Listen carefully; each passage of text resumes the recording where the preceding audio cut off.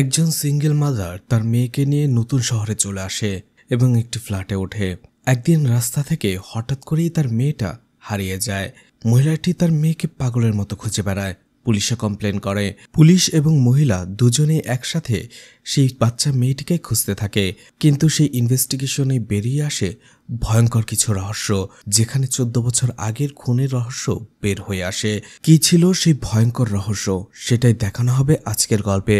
তো আজ এক্সপ্লেন করতে যাচ্ছি 2020 সালে তামিল ভাষায় মুক্তি পাওয়া ওয়েব সিরিজ কানামাসির সিজন 1 সম্পূর্ণ। তো hi guys, welcome to my channel ফিল্মের গল্প। এমন নতুন আর অসাধারণ সব মুভি আর ওয়েব সিরিজের এক্সপ্লেনেশন বাংলায় দেখতে চাইলে চ্যানেলটিকে সাবস্ক্রাইব করে রাখতে পারেন। এপিসোড 1 এর শুরুতেই রিয়া তার মেয়ে আয়শুকে নিয়ে নতুন ফ্ল্যাট দেখার জন্য আসে।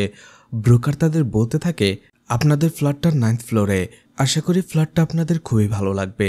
যখন তারা ব্রোকারকে নিয়ে ফ্ল্যাটে আসছিল লিফট দিয়ে, 6 তলা আসতেই হঠাৎ করে লিফটের কারেন্টটা বন্ধ হয়ে যায়। কারেন্ট কিছুটা ব্লিঙ্ক করে, এরপরে আবারও কারেন্ট চলে আসে। তারা যেতে থাকে। ব্রোকার বলে, লাইনে মাঝে মধ্যে একটু ডিস্টার্ব দেয়, বাকি সব ঠিক আছে। আগেই বলে নিচ্ছি, এটা কোনো হরর ওয়েব সিরিজ নয়, তাই হরর ভাবে কেউ ভুল করবেন না। ব্রোকার ফ্ল্যাটে আসার পরে রিয়াকে জিজ্ঞেস করে, স্যার কি করে? রিয়া বলে, আমি আর আমার মেয়ে আয়শু এই শহরে নতুন এসেছি, আমরা দুজনেই থাকবো, আর আমি একটি আইটি কোম্পানিতে কাজ করি। ব্রোকার সেখান থেকে চলে যায়, আর রিয়ারও ফ্ল্যাটটা পছন্দ হয়েছিল। এর একদিন পরে দেখা যায় রিয়া আর আয়শু তাদের ফ্ল্যাটে শিফট হয়। তারা জিনিসপত্র গোছাতে থাকে। এর পরের দিনই আবারও পূর্ণা নামের একটি মেয়ে এসে তার দরজায় নক করে। সে আসলে কাজের মেয়ে ছিল। এখানে ব্রোকারকে সে বলে রেখেছিল, এই জন্য পূর্ণা চলে আসে আর কাজ শুরু করে দেয়। কথায় কথায় একবার পূর্ণা রিয়াকে জিজ্ঞেস করে, স্যার কোথায়? রিয়া বলে তার রোগ হয়েছিল, আর সেই রোগেই সে মারা গেছে।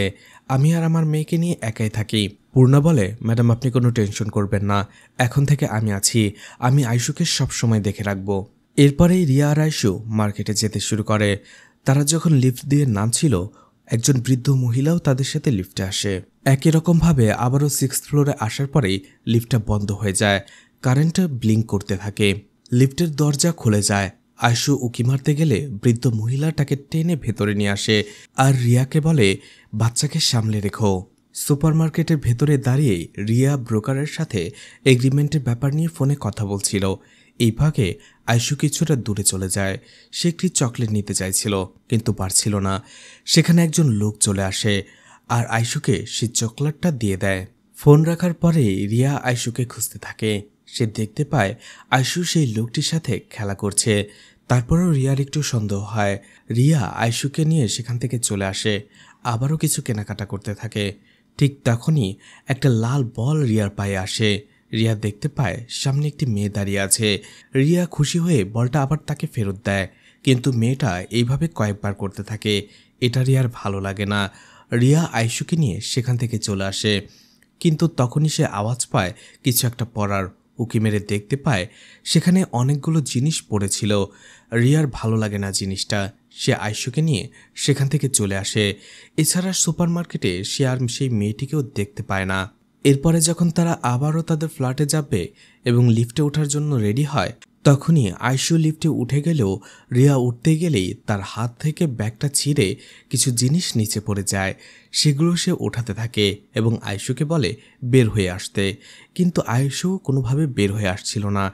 কিছুক্ষণ পরে লিফটটা একাই আবার বন্ধ হয়ে যায়। এটা দেখার পরেই আয়শু লিফটটাকে থামানোর চেষ্টা করে। রিয়া লিফটটাকে থামাতে যাবে, কিন্তু তার আগেই লিফটের দরজা বন্ধ হয়ে যায়। রিয়া ভয় পেয়ে যায়। লিফটের ভেতরে তার মেয়ে আয়শু একা ছিল। এই জন্য সবকিছু রেখেই রিয়া সিঁড়ি দিয়ে দৌড়ে যেতে থাকে। রিয়া প্রতিটা ফ্লোরে এসে লিফটগুলো থামানোর চেষ্টা করছিল, কিন্তু কাজ হচ্ছিল না। যখনই সে 6th ফ্লোরে আসবে, সে কিছু একটা দেখে থমকে যায়, কারণ রিয়া দেখতে পেয়েছিল আয়শু একটি ফ্ল্যাটের সামনে দাঁড়িয়ে আছে। সে আয়শুকে দেখে দৌড়ে সেখান থেকে চলে যায় এবং আয়শুকে ডাকে। সে দেখতে পায় আয়শু থায় একটি ফ্ল্যাটের সামনে দাঁড়িয়েছিল। রিয়া আয়শুকে কিছুটা বকাঝকা করে, বলে, আমি তো তোমাকে বলেছিলাম দাঁড়াতে, তুমি দাঁড়ালে না কেন? ঠিক তখনই সে দেখতে পায় আয়শু যে ফ্ল্যাটটার সামনে দাঁড়িয়েছিল সেটা সিলগালা করা, আর ফ্ল্যাটের নাম্বার ছিল 604। এরপরে রিয়া বাসা আসার পরে পূর্ণার সাথে কথা বলতে থাকে যে ওই ফ্ল্যাটটা সিলগালা কেন করা। পূর্ণা বলতে থাকে ওই ফ্ল্যাটে কেউ একজন সুইসাইড করেছিল, এরপর থেকে ফ্ল্যাটটাকে সিলগালা করে রাখা হয়েছে। এরপরে রিয়ার মনটাও খারাপ হয়ে যায়, কারণ আয়শুকে সে বকা দিয়েছিল। তাই আয়শুর সাথে যে সে কথা বলতে থাকে, বলে আজকে তোমাকে আমি নিয়ে ঘুরতে যাব। সেই কথা অনুযায়ী কিছুক্ষণ পরেই রিয়া আয়শুকে নিয়ে বের হয়, তাকে নিয়ে সমুদ্রে দেখে, মেলায় যায়, তাকে অনেক মজার খাবারও খাওয়ায়। কিন্তু যখনই সে বাড়ি ফিরতে যাবে, আয়শু রাস্তার মধ্যেই বমি করে দেয়। রিয়া আয়শুকে নিয়ে সাথে সাথে ডক্টরের কাছে আসে, কিন্তু দেখা যায় তাড়াহুড়োর সময় রিয়ার পার্সটা সেখানেই পড়ে গিয়েছিল। রিয়ার হসপিটালে আসে আর একজন ডক্টরকে দেখায়। ডক্টর আয়শুর নাম জিজ্ঞেস করে। রিয়া তখন বলে আয়শু কথা বলতে পারে না, ওর একটু প্রবলেম আছে। ডক্টর বলে ফুড পয়জনিং, তেমন কিছু হয়নি, আমি কিছু ওষুধ লিখে দিচ্ছি। এরপরে রিয়া যখন ডক্টরের ফি দিতে যাবে, সে দেখতে পায় তার পার্সটা নেই। সে ডক্টরকে লজ্জায় বলে যে সে তার পার্সটা হারিয়ে ফেলেছে। ডক্টর বলে কোনো প্রবলেম নেই। আয়শুকে বলে তুমি আমাকে একটা পাপ্পি দাও। আয়শু ডক্টরকে একটা পাপ্পি দিয়ে চলে আসে। এরপরে সন্তোষ এবং তার বন্ধু একটি হোটেলে বসে চা খেতে দেখা যায়। তারা দুজনেই ফুড ডেলিভারির কাজ করে। সেখানে তার বন্ধুর মোবাইলের চার্জ শেষ হয়ে যাওয়ায় সে পাওয়ার ব্যাংক আনতে যায়, যেটা সন্তোষের মোটর বাইকে ছিল। সেখানে সে একটি পার্স দেখতে পায়, জিজ্ঞেস করে এটা কার। সন্তোষ বলে এটা আমি রাস্তায় কুড়িয়ে পেয়েছি। দেখা যায় সেটা রিয়ার পার্স ছিল। এদিকে রিয়া আয়শুকে ঘুম পাড়িয়ে দেয়। কিছুক্ষণ পরে যখন সন্তোষ আবারও তাকে কল করে, এবার রিয়া ফোনটা পিক করে, বলে আপনার পার্সটা আমি পেয়েছি, আর পার্সের ভেতরেই আপনার নাম্বারটা ছিল। রিয়া বলে অনেক ধন্যবাদ। তখন সন্তোষ তাকে কালকে একটা জায়গায় আসতে বলে, যেখানে এসে তাকে পার্সটা নিয়ে যেতে বলে। রিয়াও এতে রাজি হয়। পরের দিনই সন্তোষ আর রিয়া সেখানে দেখা করে এবং পার্সটা ফেরত দেয়। রিয়া তাকে কিছু টাকা দিতে চায়, কিন্তু সন্তোষ নেয় না, বলে আমাকে এভাবে লজ্জা দেবেন না। রিয়া বলে ঠিক আছে, অন্তত এক কাপ কফি তো খেতে পারেন। আশেপাশে কফির দোকান ছিল না, তাই তারা দুজনেই চা খেতে শুরু করে। চা খেতে খেতে সন্তোষ জানায় সে একজন ইঞ্জিনিয়ার, কিন্তু তারপরও চাকরির অভাবে ফুড ডেলিভারির কাজ করছে। অন্যদিকে রিয়াও বলে সে একটি আইটি কোম্পানিতে কাজ করে, আর সে একজন সিঙ্গেল মাদার। চা খাওয়া শেষে যখন তারা বের হতে যাবে, ঠিক তখনই রিয়া দেখতে পায় তার স্কুটিটা স্টার্ট নিচ্ছিল না। এটা দেখে সন্তোষ তাকে সাহায্য করে। ঠিক তখনই দেখা যায় সেখানে খ্রিস্টান ধর্মীয় একটি রথ যাচ্ছিল। রিয়ার মনোযোগ কিছু সময়ের জন্য সেই রথের দিকে চলে যায়, কিন্তু কিছুক্ষণ পরেই যখন সে আয়শুর দিকে তাকায়, সেখানে আয়শু ছিল না। সে বারবার আয়শুকে ডাকে। রিয়া পাগলের মতো আয়শুকে খুঁজতে থাকে, সাথে সন্তোষও, কিন্তু কোনোভাবেই সেখানে তারা আয়শুকে খুঁজে পাচ্ছিল না। অনেক খুঁজেও রিয়া আয়শুকে পায় না। সে কান্না করতে থাকে। এপিসোড 1 এখানেই শেষ হয়ে যায়। এপিসোড 2 এর শুরুতেই 14 বছর আগের ঘটনা দেখানো হয়। মিত্রা নামের একটি মহিলা তার মেয়েকে নিয়ে তার ছোট বোন চিত্রার বাড়িতে আসে। সেখানে মেয়েটি টিভি দেখতে বসে যায়, আর মিত্রা চলে যায় তার ছোট বোনের কাছে। আসলে তারা একটি বিয়ের দাওয়াত খেতে যাবে, এই জন্যই রেডি হচ্ছিল, কিন্তু ছোট মেয়েটি সেখান থেকে যেতে চাইছিল না। চিত্রার হাজব্যান্ড বলে ও আমার সাথেই থাকুক, আমি ওকে দেখে রাখবো। চিত্রা আর মিত্রা দুজনেই বাচ্চা মেয়েটিকে সেখানে রেখে চলে যায় বিয়ের দাওয়াতে। অন্যদিকে তারা যাওয়ার সাথে সাথেই লোকটা সেখানে কার্টুন বন্ধ করে দিয়ে হরর মুভি চালাতে থাকে। মেয়েটি বলে আমার খুব ভয় করছে। লোকটা বলে তুমি আমার কাছে এসে বসো। এরপরে আবারও বর্তমানের ঘটনা দেখানো হয়, যেখানে রিয়া তার মেয়েকে পাগলের মতো খুঁজছিল। খুঁজতে খুঁজতে পাশেরই একটা শিশু পার্কে চলে আসে রিয়া এবং খুঁজতে থাকে, কিন্তু সেখানে অনেক বাচ্চা থাকলেও আয়শু ছিল না। সে হতাশ হয়ে পড়ে, সেখানেই বসে পড়ে। ঠিক তখনই পেছন থেকে একটি মেয়ে তাকে ডেকে বলে তুমি কি আয়শুকে খুঁজছো? মেয়েটি বলে আয়শু আমার সাথে কানামাছি খেলছিল, এই জন্য ও লুকিয়ে পড়েছে। রিয়া পাগল হয়ে যায়, বলে বলো তাড়াতাড়ি আয়শু কোথায়, তোমার নাম কি, তোমার বাড়ি কোথায়, আর আয়শুকে তুমি কি করে চিনলে? মেয়েটি কিছুই বলে না। রিয়া বলে আমি তোমাকে চকলেট দেব, তারপরে বলো আয়শু কোথায়। কিন্তু তারপরেও মেয়েটি রাজি হচ্ছিল না। এরপরে একটা সময় রিয়া বলে তুমি কি চাও? মেয়েটি বলে তুমিও আমার সাথে কানামাছি খেলো। রিয়া বাধ্য হয়ে কানামাছির মতো চোখ গুনতে থাকে। রিয়া একটু পরে চোখ খুলে দেখতে পারে সে মেয়েটি সেখানে নেই।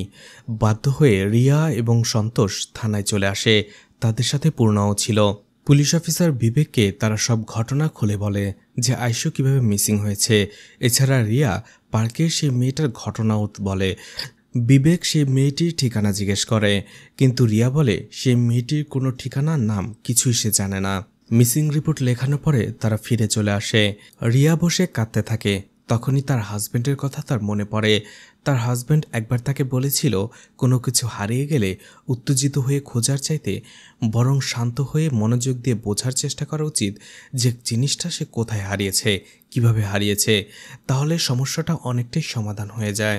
তাই রিয়ার সাথে সাথে আবারও রাতের বেলা পার্কে চলে যায় এবং পার্কের আশেপাশেটা ভালো করে খুঁজতে থাকে। কিছুক্ষণ খোঁজার পরে রিয়া সেখানে আয়শুর একটি জুতা পরে থাকতে দেখে। সে বুঝতে পারে আয়শু এখানে এসেছিল। সে কাঁদতে শুরু করে। তখনই সেখানে একজন টহলরত মানুষ রিয়াকে দেখে ফেলে আর জিজ্ঞেস করে, আপনি এখানে কি করছেন? সে পুলিশকে কল করে। পুলিশ অফিসার বিবেক সেখানে চলে আসে আর বলে, আজ আপনি মিসিং কমপ্লেন লিখিয়েছেন, আমাদের একটু সময় দিন, তাহলেই তো আমরা খুঁজে বের করতে পারবো। এক মুহূর্তের মধ্যেই তো আর খুঁজে বের করা যায় না। রিয়া বিবেককে সেই আয়শুর জুতোটা দেয় আর বলে এটা সে পার্কে খুঁজে পেয়েছে। বিবেক বলে, আয়শু যেখান থেকে মিসিং হয়েছে আমরা সেখানে সিসিটিভি ফুটেজ চেক করতে বলেছি। এছাড়া প্রত্যেকটি স্টেশনে আয়শুর ছবি পাঠিয়ে দেওয়া হয়েছে।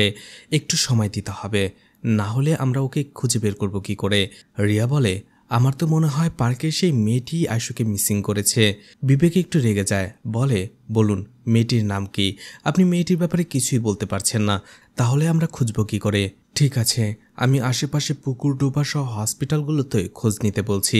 কথাটা শুনে রিয়া আরও বেশি ঘাবড়ে যায়। বিবেক সেখান থেকে আসার সময় অন্য একজন পুলিশ অফিসারকে বলে, বাস স্ট্যান্ড, রেলওয়ে স্টেশন আর যে জায়গা থেকে আয়শু মিসিং হয়েছে সেগুলোর সিসিটিভি ফুটেজ কালেক্ট করতে বলেছিলাম, সেটার কি হলো? পুলিশ অফিসার বলে, কালকের মধ্যে পেয়ে যাবেন। এদিকে সন্তোষ, রিয়া এবং পূর্ণা আয়শুর মিসিং পেপার শহরের বিভিন্ন জায়গায় লাগাতে থাকে। এদিকে মহেশ নামের একটি ছেলেকে অন্ধকারে বসে ল্যাপটপে কিছু একটা দেখতে দেখা যায়। তখনই তার মা আসে আর বলে, রান্নার জন্য আমার কিছু জিনিস লাগবে, তুমি নিয়ে এসো। মহেশ প্রথমে যেতে না চাইলেও পরে ল্যাপটপটা রেখেই সে চলে যায়। কিছুক্ষণ পরেই সেই বাড়িতে একটি লোক আসে আর বলে, আপনার ছেলে কিছুদিন আগে যে ল্যাপটপটা কিনেছে সেটার মধ্যে একটু প্রবলেম আছে, আমরা সেটা রিপ্লেস করে নতুন একটা দিয়ে যাব। মহিলাটি তাদের ঘরে ঢুকতে দেয় এবং সেই ল্যাপটপটাও দেখায়। একজন ল্যাপটপে কিছু একটা চেক করে। কিছুক্ষণ পরেই সেখানে মহেশ চলে আসে। মহেশ তাদের দেখেই পালাতে শুরু করে। অনেক চেষ্টার পরেও মহেশ পালাতে পারে না। অবশেষে পুলিশের কাছে সে ধরা পড়ে। রিয়া পোস্টার লাগানোর পরে আবারও তার বাসায় ফিরছিল। লিফটে আবারও একই রকমভাবে 6 তলা আসার পরে লিফটের কারেন্টটা অফ হয়ে যায়, ব্লিঙ্ক করতে থাকে। লিফটের দরজা খুলে যায়।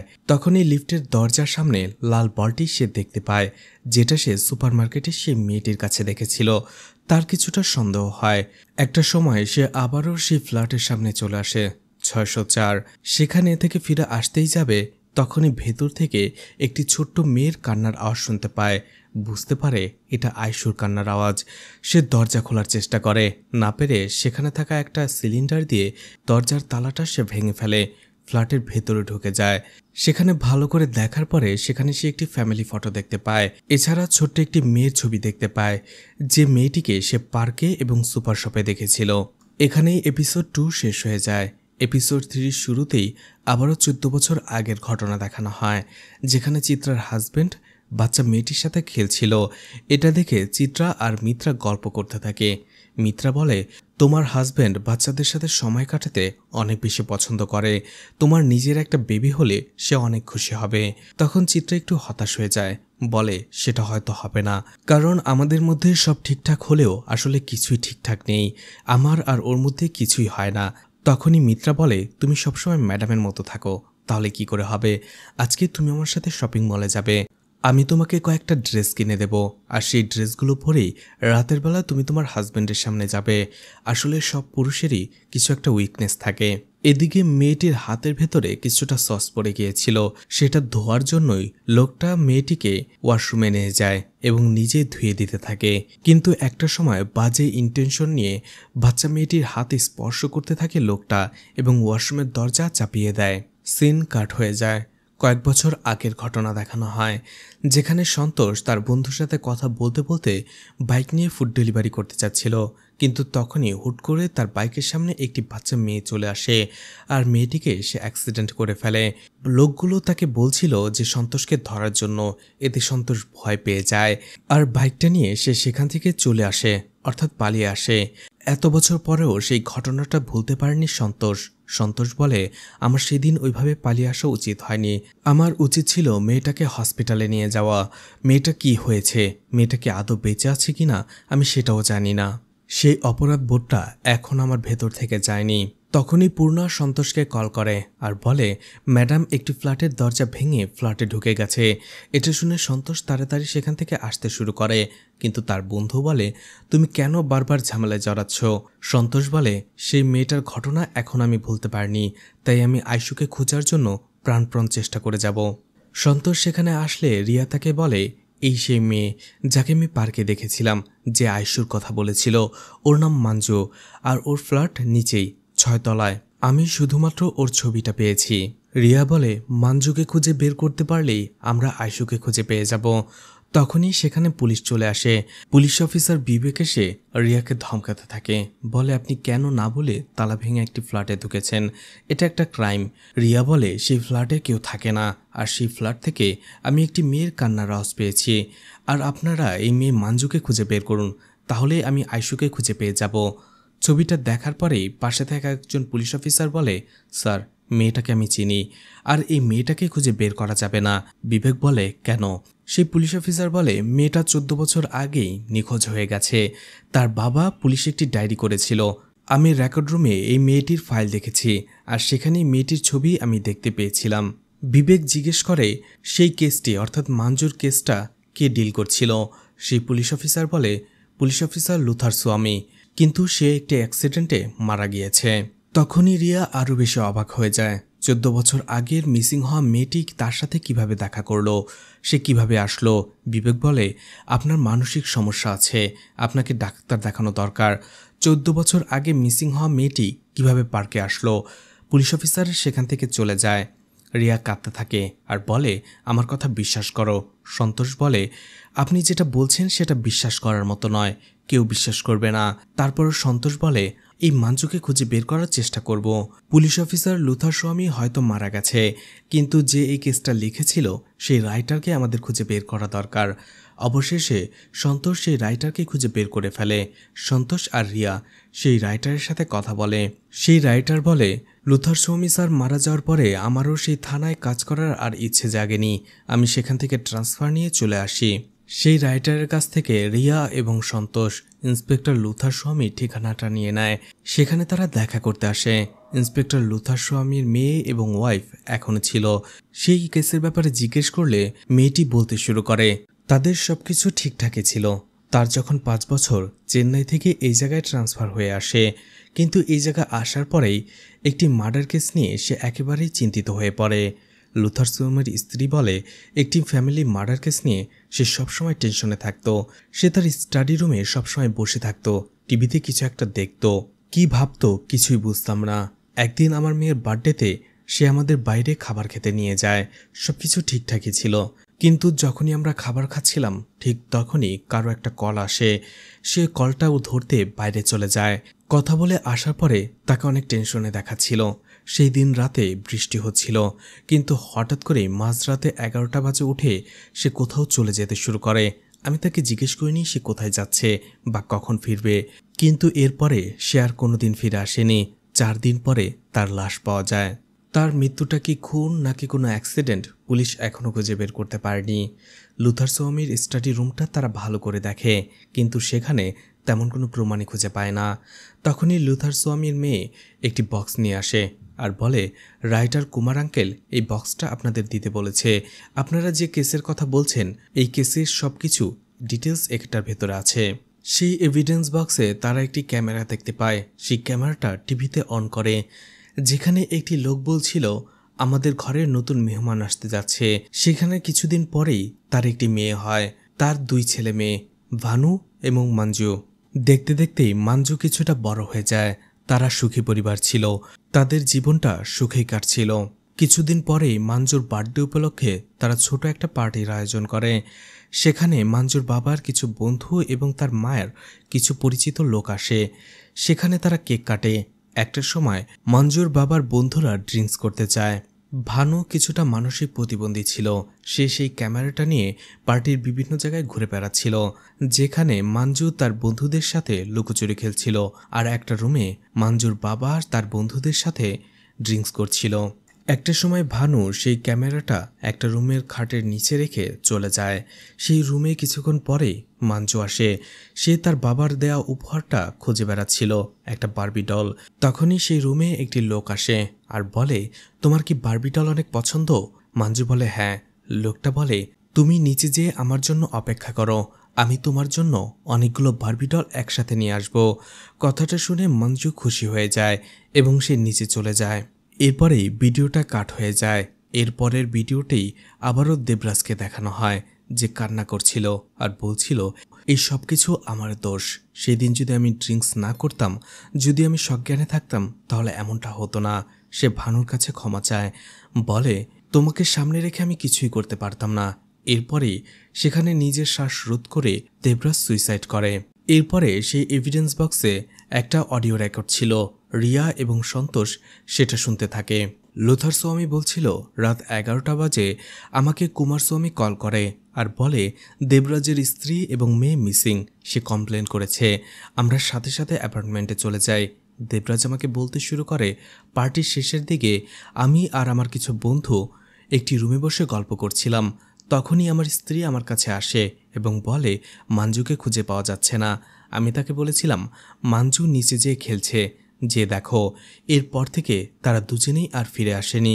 দেবরাজ কান্না করছিল আর বলছিল, যে করেই হোক আমার মেয়ে এবং স্ত্রীকে খুঁজে এনে দাও। এর কয়েকদিন পরেই দেবরাজের অ্যাপার্টমেন্টের পাশের একটি পুকুর থেকে তার স্ত্রীর মৃতদেহ উদ্ধার করা হয়, যেটা দেখে একেবারেই ভেঙে পড়েছিল দেবরাজ। কিন্তু এরপরেও মাঞ্জুকে আর খুঁজে পাওয়া যায়নি। দেবরাজ এর পুরো দায়ভারটা নিজের কাঁধে নেয়। এই জন্য সে ভানুকে নিয়ে একটি মুভি দেখতে যায় এবং হলের ভেতরেই ভানুকে রেখে চলে আসে আর সে ভিডিও করে নিজে সুইসাইড করে। আমরা যখন সব প্রমাণ পাই যে দেবরাজ সুইসাইড করেছে, অবশেষে কোর্ট ভানুকে একটি শোধনাগারে পাঠিয়ে দেয়। লুথার সৌমি সেই অডিও রেকর্ডটিতে বলছিল, আমি বারবার চাইছিলাম যে ভানুকে আমার সাথে নিয়ে যাই, কিন্তু কোর্ট মানছিল না। কেসটা নিয়ে আমি ভাবছিলাম যে এই ফ্যামিলিটাকে ভালো করে চেনে এমন লোকটাই এই কাজটা করেছে।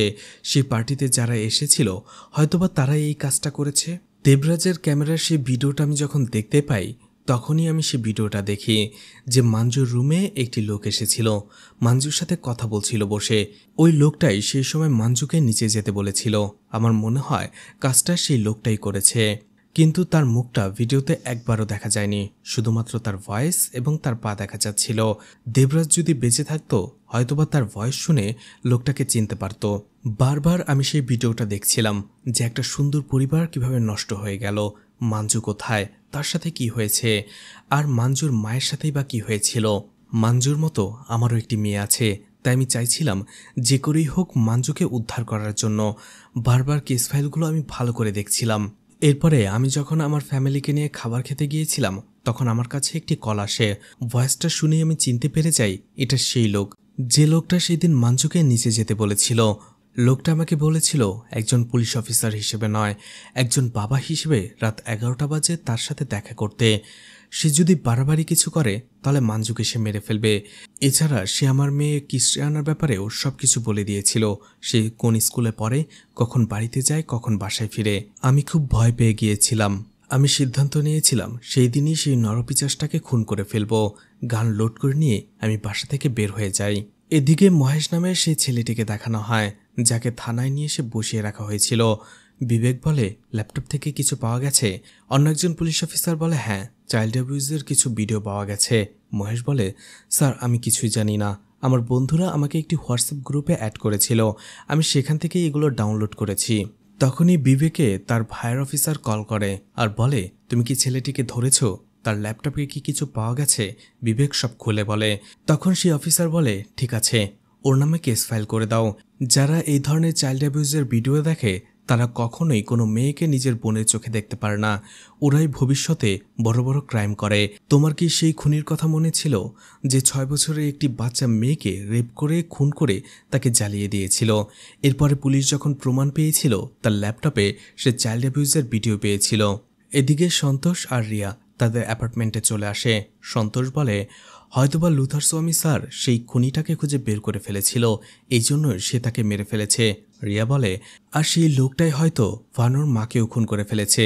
মঞ্জুকে খুঁজতে গিয়ে হয়তোবা সেই লোকটাকে সে দেখে ফেলেছিল, এই জন্য সে তাকে মেরে ফেলেছে। আর আমি নিশ্চিত মঞ্জুর পরিচিত ছিল সেই লোকটি। হয়তোবা এখন আমাদের মঞ্জুকে খুঁজে বের করতে হবে, তাহলেই আমরা আয়শুকে খুঁজে বের করতে পারবো। কিন্তু তখন একটু রেগে যায় সন্তোষ আর বলে, আপনার মানসিক ভারসাম্য এখন ঠিক নেই।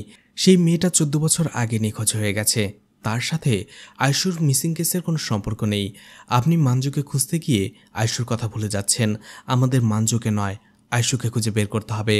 আপনি কোনো একটা ডক্টর দেখান, আর না হলে একটু রেস্ট নেন, আমি পরে আপনার সাথে দেখা করব। এপিসোড 3 এখানেই শেষ হয়ে যায়। এপিসোড 4-এর শুরুতেই দেখা যায় আবারও সেই চিত্রা এবং মিত্রাকে, যারা গাড়ি দিয়ে কোথাও যাচ্ছিল। সেখানে মিত্রা দেখতে পায় তার ছোট্ট মেয়ের ঘাড়ে কিছু একটা আঁচড়ের দাগ। সে ভাবে কোথাও খেলতে গিয়ে হয়তোবা দাগটা লেগেছে, ব্যথা পেয়েছে সে।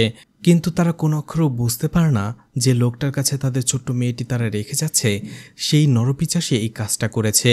শপিং করতে গেলে চিত্রা এবং মিত্রা ছোট্ট মেয়েটিকে সেখানে রেখে যাইতে চাইলেও মেয়েটি বলে সে তাদের সাথে যাবে, কিন্তু তারা কখনোই মেয়েটিকে নিয়ে যায় না। তারা শপিংয়ে চলে যায়। মেয়েটি মন খারাপ করেই সেখানে বসেছিল। লোকটার আসল উদ্দেশ্য মেয়েটি বুঝে ফেলেছিল, তাই মেয়েটি থাকতে চায়নি, আর সে ভয় পাচ্ছিল। সিন কাট হয়ে যায়।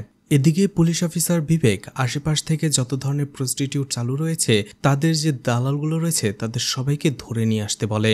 এদিকে ভানুর সাথে রিয়া আর সন্তোষ দেখা করতে আসে, কিন্তু কোনোভাবেই সেখানকার শোধনাগারের ম্যানেজারের সাথে কথা বলে তারা দেখা করার জন্য সময় বের করতে পারে না। তখনই সেখানকার দারোয়ানকে পটিয়ে সন্তোষ এবং রিয়া ভানুর সাথে দেখা করার একটা ব্যবস্থা করে নেয়। সেই দারোয়ান বলতে থাকে ভানু সবসময় চুপচাপ বসে থাকে, সে সবার থেকে আলাদা। বাকি ছেলেদের সাথে সে খেলাধুলা করে না, শুধুমাত্র কারো বার্থডে হলে সেই অনুষ্ঠানে সে সবার আগে যেয়ে দাঁড়িয়ে থাকে। সেই সময়টাতে সে শুধু একটু হাসে, এছাড়া বাকি সব সময় সে মন খারাপ করে বসে থাকে। ভানুর সাথে রিয়া এবং সন্তোষ কথা বলতে চায়, কিন্তু কোনোভাবেই তারা কথা বলতে পারে না। ভানু তাদের সাথে কথা বলে না, তারা ব্যর্থ হয়ে ফিরে আসে। অ্যাপার্টমেন্টে আসার সময় বৃদ্ধ সেই কাজের মহিলাকে দেখতে পায়। তাকে দেখেই তার মনে পড়ে এই বৃদ্ধ মহিলা মঞ্জুদের বাসায় কাজ করত, সে ভিডিওতে দেখেছে। সে জিজ্ঞেস করে, আপনি তো মঞ্জুর বাসায় কাজ করতেন, আমি মঞ্জুকে দেখেছি। বৃদ্ধ মহিলা সেখান থেকে চলে যেতে চায়, বলে মঞ্জু 14 বছর আগে নিখোঁজ হয়ে গেছে, আর তুমি এখন বলছো মঞ্জুকে তুমি খুঁজে পেয়েছো, এটা কিভাবে হয়? বৃদ্ধ মহিলা সেদিন অনুষ্ঠানের কিছু ঘটনা বলতে থাকে, যে মঞ্জুর মা হঠাৎ করেই তাদের খুঁজতে শুরু করে, কারণ তাদের আশেপাশে দেখা যাচ্ছিল না। একটু সময় নিচে চলে আসে, খুঁজতে খুঁজতে ভানুকে সে নিয়ে আসে, যার মাথা ফেটে রক্ত বের হচ্ছিল। ভানুকে আমার কাছে দিয়ে সে আবারও চলে যায় মঞ্জুকে খোঁজার জন্য অন্ধকারে। এরপরে থেকে সে আর ফিরে আসেনি। আর ভানুর বাবা দেবরাজ সুইসাইড করার পরে তাকে শোধনাগারে দেওয়া হয়। আমি প্রায়ই তার সাথে যেয়ে দেখা করে আসতাম। বাচ্চাটা শুধু বলতো, আমার মা কোথায়?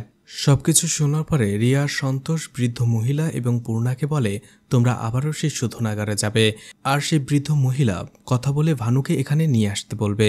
এদিকে পুলিশ অফিসার বিবেক সব ব্রোকার অথবা দালালদের ধরে নিয়ে আসে আর বলে যে এই শহর থেকে প্রতিদিনই প্রায় বাচ্চা মিসিং হয়, যাদের বয়স 4 থেকে 15 বছর। তাদের অনেকে খুঁজে পাওয়া যায়, আবার অনেকে খুঁজে পাওয়া যায় না। তেমনই আরও একজন বাচ্চা মিসিং হয়েছে। আমি জানি তোমাদের সবারই হয়তো কারো না কারো বাচ্চা রয়েছে, আর আমি চাই এই বাচ্চাগুলোকে খুঁজে পেতে তোমরা সহায়তা করো। তখনই সেখানে একটা লোক বলে এই বাচ্চাটিকে সে দেখেছে। এছাড়া একজন অদ্ভুত লোক এখানে একটি বাচ্চার কথা জিজ্ঞেস করত। বিবেক তাকে জিজ্ঞেস করে সেই লোকটা কি বলতো আর লোকটা দেখতে কেমন। সেই লোকটি বলে সে তাকে চেনে না, কিন্তু লোকটা অনেক লম্বা চওড়া। এছাড়া তাকে দেখে মনে হচ্ছিল সে একজন ডক্টর। আর সেখানে এসে সে বিভিন্ন বাচ্চাদের কথা জিজ্ঞেস করত। ব্যাপারটা আমার অদ্ভুত লেগেছিল, তাই মনে পড়ল। এরপরে একজন লোককে দেখা যায় যে সকালের নাস্তা তৈরি করে নিচে চলে আসে। সে খুব ফুরফুরে মেজাজে ছিল।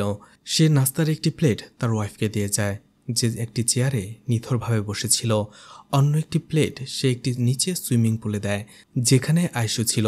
তখনই সেই লোকটাকে দেখানো হয়। এই লোকটা হচ্ছে সেই ডক্টর, রিয়া আয়শুকে নিয়ে যে ডক্টরকে দেখাতে গিয়েছিল। আর সেই ডক্টরই সেই দিন সেই ভিড়ের মধ্য থেকে আয়শুকে তুলে নিয়ে এসেছিল। এই লোকটাই ছিল সেই মিত্রার হাজব্যান্ড। মিত্রা একটা সময় সবকিছু জেনে যায়, যে তার হাজব্যান্ড বড় মেয়েদের প্রতি কোনো আকর্ষণ ফিল করে না, সে সবসময় ছোট মেয়েদের কাছে চাইতো। এটা শোনার পরে চিত্রা একেবারে লজ্জায় ভেঙে পড়ে এবং তার হাজব্যান্ডকে অপমান করে। যখনই চিত্রা হুমকি দেয় যে এই কথাটা সে সবাইকে বলে দেবে, তখনই ডক্টর কোনো উপায় না পেয়ে চিত্রাকে আঘাত করে এবং তাকে এমনটা নিথর বানিয়ে ফেলে মেডিসিনের মাধ্যমে, যাতে সে কখনো কাউকে কিছু বলতে না পারে। এরপরে আরও একটা ফ্ল্যাশব্যাক দেখানো হয়, যেখানে রিয়া এবং তার হাজব্যান্ড তাদের ছোট্ট মেয়েকে নিয়ে কথা বলছিল। তারা অনেক খুশি ছিল। রিয়া বলে, মেয়েটা বড় হলে আমাদের দেখে রাখতে হবে। তখনই তার হাজব্যান্ড তাকে একটা ফাইল দেয়, বলে আমাদের নয়, তোমাকে একা দেখে রাখতে হবে। তখনই সে জানায় যে তার ক্যান্সার হয়েছে, বড়জোর 6 মাস সে বেঁচে থাকতে পারবে, এর বেশি তার হাতে আর সময় নেই। কথাটা শুনে একেবারে ভেঙে চুরমার হয়ে যায় রিয়া। এদিকে তারা একটা প্ল্যান করছিল, সেই প্ল্যান অনুযায়ী রিয়া একটা বার্থডে কেক নিতে আসে। দেখা যায় সেই ডক্টরও সেখানে আসে, সেও একটি বার্থডে কেক নিতে আসে। সে রিয়ার সাথে কথা বলে, আপনার মেয়ের নামই তো আয়শু, তাই না? রিয়া সেখান থেকে চলে গেলে সেই ডক্টর দোকানের লোকটিকে বলে কেকটা হবে আয়শুর নামে। রিয়া বাসায় আসার পরে মাঞ্জুর বার্থডেতে যেভাবে সাজানো হয়েছিল ঠিক একইভাবে সাজাচ্ছিল। অন্যদিকে রাস্তা দিয়ে তারা নিয়ে আসছিল ভানুকে, কিন্তু একটা সময় অটো থেকে নেমে দৌড় দেয় ভানু। তারা 3 জন পিছু করেও ভানুকে ধরতে পারে না। সন্তোষ যখন এই কথাটা রিয়াকে জানায়, সে একেবারে ভেঙে পড়ে। তার মেয়ে আয়শুকে খুঁজে পাওয়ার শেষ সম্বলটাও সে হারিয়ে ফেলেছে। সে একদম পাগলের মতো হয়ে যায় আর নিজেই সুইসাইড করার চেষ্টা করে। এখানেই এপিসোড 4 শেষ হয়ে যায়। এপিসোড 5-এর শুরুতেই দেখা যায় রিয়ার হাজব্যান্ড মৃত্যুর সময় তাকে বলেছিল সে যেন তার মেয়ে আয়শুকে কখনো ফেলে রেখে না যায়। এই কথাটা মনে পড়তেই রিয়া আর সুইসাইড করে না। সে বলে যে করে হোক সে তার মেয়েকে খুঁজে বের করবেই। কিছুক্ষণ পরেই রিয়া সেখানে কারো আসার শব্দ শুনতে পায়, কারণ তারা সেই দেবরাজের ফ্ল্যাটেই বার্থডে অনুষ্ঠানটা করেছিল। সে দেখতে পায় ভানু হাঁটতে হাঁটতে একা একা সেখানে চলে এসেছে। এটা দেখে রিয়া অনেক খুশি হয়ে যায়। ভানু সেখানে রিয়াকে দেখার পরে সে তার মা ভাবতে থাকে, কারণ সেদিন বার্থডে অনুষ্ঠানে ভানুর মা যেভাবে সেজেছিল রিয়াও ঠিক একইভাবে সেজেছে আজকে। ভানু তার ফ্যামিলি ফটো দেখে সেখানে অনেক কান্না করতে থাকে। রিয়া তাকে জিজ্ঞেস করে মঞ্জু কোথায়। এদিকে তখনই রিয়াকে কল করে বিবেক আর বলে আপনার মেয়ে কোথায় মিসিং হয়েছে তার হয়তো সম্ভাব্য ঠিকানা আমরা একটা বের করতে পেরেছি। আমরা একজন ডক্টরকে সন্দেহ করছি, আপনি চলে আসুন। কিন্তু রিয়া তার কথা শুনতে পাচ্ছিল না, কারণ নেটওয়ার্কে তখন সমস্যা হচ্ছিল।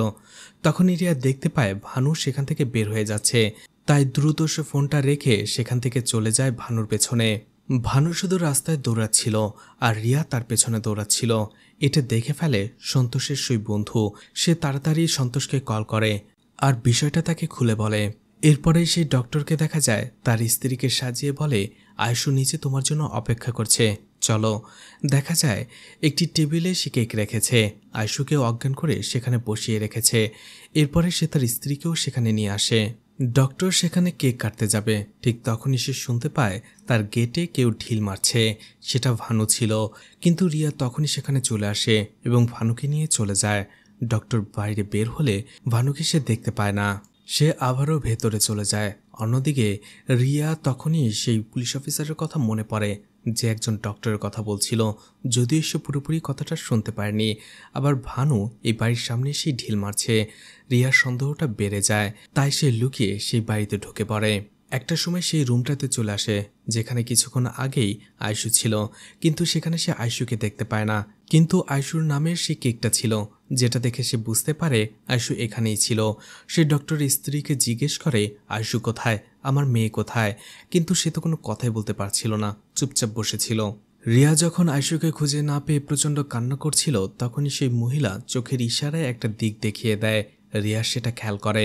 রিয়া সেখানে যায়, সে দেখতে পায় অনেক ছোট ছোট মেয়েদের জামা কাপড়, কসমেটিক ছাড়াও অনেক কিছু খেলনাও ছিল সেখানে, কিন্তু সে কাউকে খুঁজে পায় না, আয়শু বা সেই ডক্টর। ঠিক তখনই পেছন থেকে সেই ডক্টর এসে রিয়াকে আঘাত করে।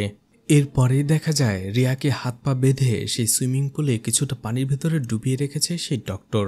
ডক্টর বলে অনেকটা দূর চলে এসেছো, তুমি আয়শুকে নিতে এসেছো, মঞ্জুর মাও এসেছিল, তাকে মেরে ফেলেছি, সেই ডক্টরও এসেছিল, তাকেও শেষ করে ফেলেছি। এরপরে তুমি অন্যের বাড়িতে এরকমভাবে ঝুঁকা ভালো লক্ষণ নয়। ডক্টর বলে যাই হোক এখানে থাকো, আয়শুকে নিয়ে আমার একটু কাজ আছে, আমি গেলাম। ডক্টর আয়শুকে নিয়ে গাড়ি নিয়ে কোথাও চলে যেতে থাকে। ভানু সেটা দেখে তার পিছু করে। অন্যদিকে সন্তোষ সেই বাড়িতে চলে আসে এবং রিয়াকে উদ্ধার করে। সন্তোষের বন্ধু বাইরে দেখিয়ে দেয় যে এইদিকে লোকটা গাড়ি নিয়ে চলে গেছে। তারা সেই দিকেই দৌড়াতে শুরু করে। অনেকটা দৌড়ানোর পরে তারা একটি জঙ্গলের ভেতরে চলে আসে, আর সেখানেই তারা ডক্টরের গাড়িটাকে দেখতে পায়। সন্তোষ এবং রিয়া আশপাশটা খুঁজতে থাকে, কিন্তু তারা কোথাও তাকে খুঁজে পাচ্ছিল না। একটা সময় রিয়া আবারও সেই মঞ্জুকে দেখে। মঞ্জু রিয়াকে দেখার পরেই দৌড়াতে শুরু করে, আর রিয়াও তার পিছু পিছু দৌড়াতে থাকে।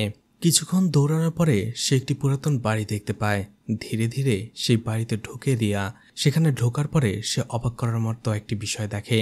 অনেকগুলো বাচ্চা মেয়ের মমি ছিল সেখানে। সবগুলো বাচ্চা মেয়েকে একটি কাচের জারের ভেতরে বন্দি করে রাখা হয়েছে, যেগুলো অনেকটা ফ্রিজিং এর মতো। সেখানে বরফগুলো পরিষ্কার করতেই মঞ্জুর বডি দেখতে পায়, যেটা দেখে চমকে যায় রিয়া।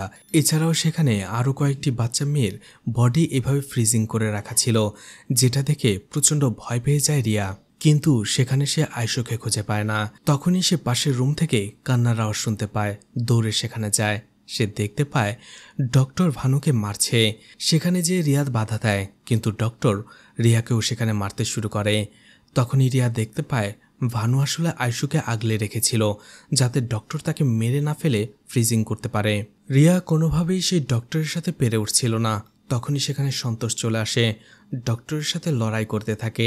রিয়া এই ফাঁকে ভানু এবং সন্তোষকে নিয়ে সেখান থেকে পালিয়ে যায়, কিন্তু ডক্টর সন্তোষকেও সেখানে মেরে ফেলে রাখে। ডক্টর এরপরে আয়শু এবং রিয়াকে খুঁজতে থাকে। সে বলতে থাকে, আয়শু তুমি কোথায়? রিয়াকে সে বলে, তুমি আয়শুকে নিয়ে গেলে সে বড় হয়ে যাবে, আর বড় হয়ে গেলে সে তোমার মতো নষ্ট হয়ে যাবে।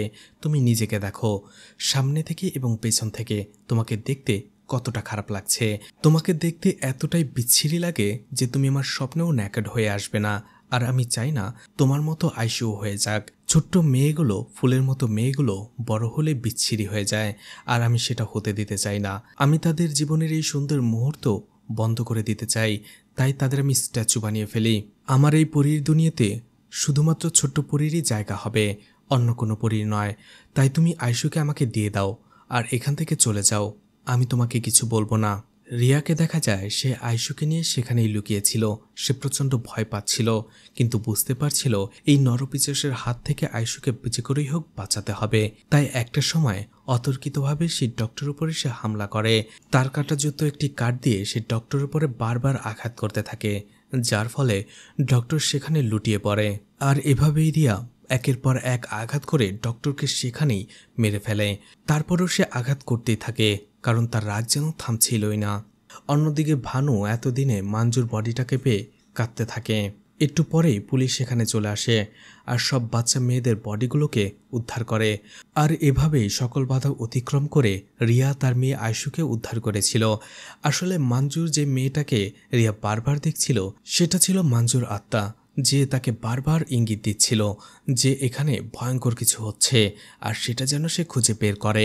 অবশেষে মঞ্জুর ইশারাতেই সেই ভয়ঙ্কর সিরিয়াল কিলারের হাত থেকে সে তার মেয়ে আয়শুকে বাঁচাতে পারে।